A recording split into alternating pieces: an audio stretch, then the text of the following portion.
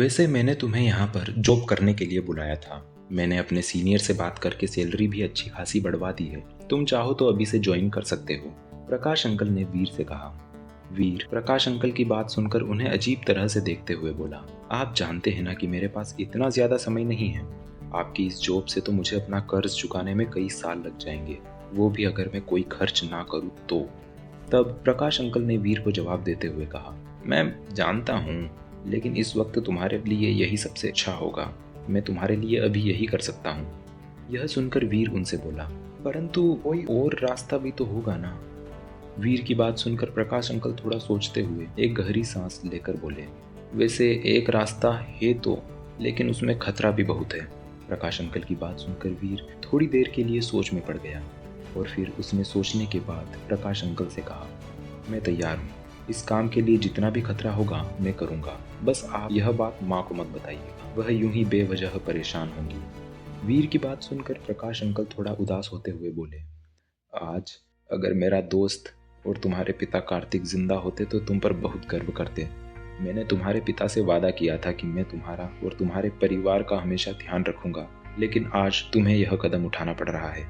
उम्मीद करता हूँ कि वह भी यही चाहते होंगे।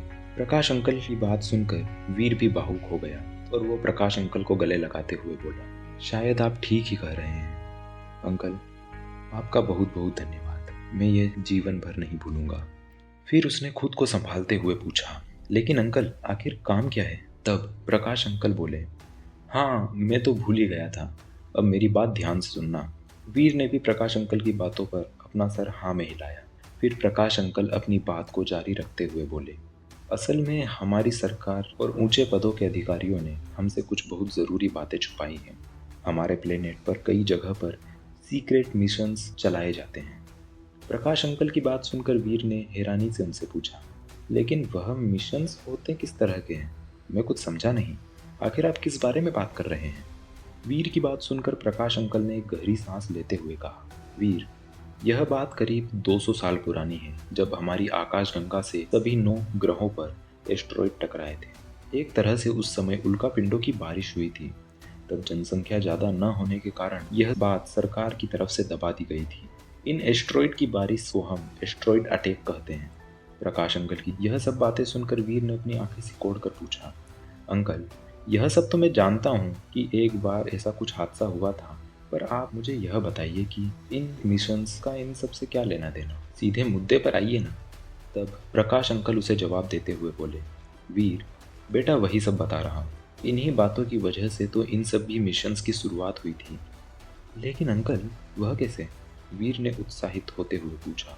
जो एस्ट्रॉइड यहाँ टकराए थे वह वैसे तो रेडियो एक्टिव और नॉन रेडियो एक्टिव सब्सटेंसेस से मिलकर बने हुए थे। जब वह हमारे प्लेनेट से टकराए तब उन सभी सब्सटेंसेस में हीट और प्रेशर का चेंज होने से रिएक्शन होने लगी। उन रिएक्शंस की वजह से बहुत ज़्यादा मात्रा में अलग अलग तरह की रेडिएशंस निकली थी, जिस वजह से वहाँ के एनिमल्स और प्लांट्स के डीएनए में म्यूटेशन आ गया था। वहाँ के प्लांट्स और एनिमल्स की शारीरिक, मानसिक और बाकी लाइफ फंक्शंस में काफ़ी ज़्यादा बदलाव आया। इस म्यूटेशन की वजह से कुछ एनिमल्स बहुत ज़्यादा ताकतवर हो गए तो वहीं कुछ बहुत ही ज़्यादा कमज़ोर। प्रकाश अंकल की आंखों में यह सब बताते हुए एक अलग ही चमक थी, मानो उन्होंने कोई चमत्कार देखा हो। वो थोड़ा रुकने के बाद वीर से बोले, यह म्यूटेटेड एनिमल्स जिस जोन में रहते हैं उसे हमने अलग अलग नाम दिए हैं। सबसे पहले जहाँ पर कमज़ोर जानवर रहते हैं उस जोन को हम कंट्री जोन कहते हैं। वहीं कंट्री जोन से आगे थोड़े ज़्यादा ताकतवर जानवर मिलते हैं, उनको हम प्राइमरी जोन। ऐसे ही कई जोन हैं जहाँ पर पावरफुल एनिमल्स मिलते हैं। उसके बाद प्रकाश अंकल ने वीर की ओर देखा, जो कि उनकी बातों को ध्यान से सुन रहा था और समझने की कोशिश कर रहा था। प्रकाश अंकल ने फिर से बोलना शुरू किया, वीर यह मिशंस इसलिए चलाए जाते हैं ताकि हम उन म्यूटेटेड जानवरों का शिकार कर सकें और उन्हें रिहायशी इलाकों में आने से रोक सकें। अगर वह रिहायशी इलाकों में आ जाते हैं तो बहुत ही ज़्यादा जान माल की हानि होगी, बहुत से लोगों की जान जा सकती है। तभी वीर ने प्रकाश अंकल से पूछा, लेकिन हम ऐसे जानवरों का मुकाबला कैसे करते हैं? वह तो काफ़ी खतरनाक होते होंगे ना? तब प्रकाश अंकल मुस्कुराते हुए बोले, एलिमेंटल पावर्स की मदद से। वीर प्रकाश अंकल की बात सुनकर हैरान होते हुए बोला, एलिमेंटल पावर्स? यह क्या है? मैं कुछ समझा नहीं। तब प्रकाश अंकल ने बताया, वीर, अगर तुम्हारी भाषा में समझाऊं तो यह एलिमेंटल पावर्स पूरी तरह से फिल्मों में दिखाई जाने वाली जादुई ताकतों के जैसा ही है।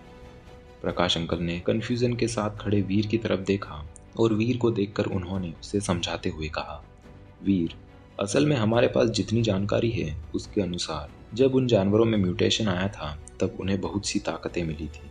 जैसा कि हर कोई जानता है कि किसी का भी शरीर हो, चाहे वह इंसान हो, जानवर हो या पेड़ पौधे, वह कुछ एलिमेंट्स से मिलकर ही बना होता है, जैसे wind, fire, lightning, soil, water आदि। लेकिन अंकल, इन सब बातों का एलिमेंटल पावर्स से क्या लेना देना? वीर ने पूछा। प्रकाश अंकल तुरंत ही जवाब देते हुए बोले, मतलब है वीर, मतलब है। उन एस्ट्रॉइड से निकली हुई रेडिएशन की वजह से कुछ जानवर ताकतवर हो गए, जिन्हें हम म्यूटेटेड जानवर बोलते हैं। लेकिन कुछ जानवर ऐसे हैं जो नेचुरल एलिमेंट्स को भी अपनी मर्जी से कंट्रोल कर सकते हैं। अंकल, मैं कुछ समझा नहीं। समझाता हूँ वीर, समझाता हूँ। प्रकाश अंकल एक गहरी सांस लेते हुए बोले और फिर कुछ उदाहरण देते हुए कहने लगे, यह बिल्कुल वैसा ही है जैसा कि सुपर हीरो फिल्म में होता है। हम इन जानवरों को म्यूटेटेड बीस्ट बोलते हैं। यह अपनी मर्जी से कई तरह के एलिमेंट्स को काबू करके अपने दुश्मनों पर हमला करके उन्हें खत्म करने में सक्षम है।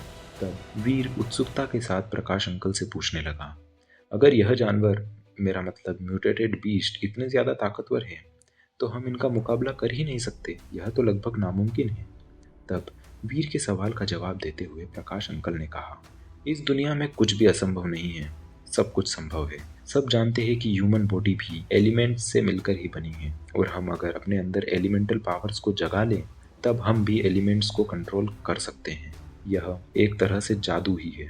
यह सब सुनकर वीर को समझ नहीं आ रहा था कि वह किस तरह से प्रतिक्रिया दे। यह सब जानकर वीर भी जल्द से जल्द अपने एलिमेंट्स पर काबू करना सीखना चाहता था।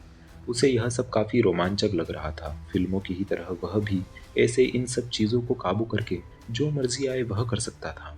इस तरह की चीजें शायद उसने सपने में ही कभी सोची होगी, लेकिन कभी ऐसा लगा नहीं था कि यह सच भी हो सकता है। परंतु प्रकाश अंकल की बात सुनकर उसे अब यह सब संभव लग रहा था। तो क्या रहस्य है इन सब बातों का? वीर की जिंदगी में अब क्या कोई नया मोड़ आने वाला है? कहीं वीर इन सब के कारण किसी परेशानी में तो नहीं पड़ने वाला? सभी सवालों का जवाब जानने के लिए बने रहिए मेरे साथ।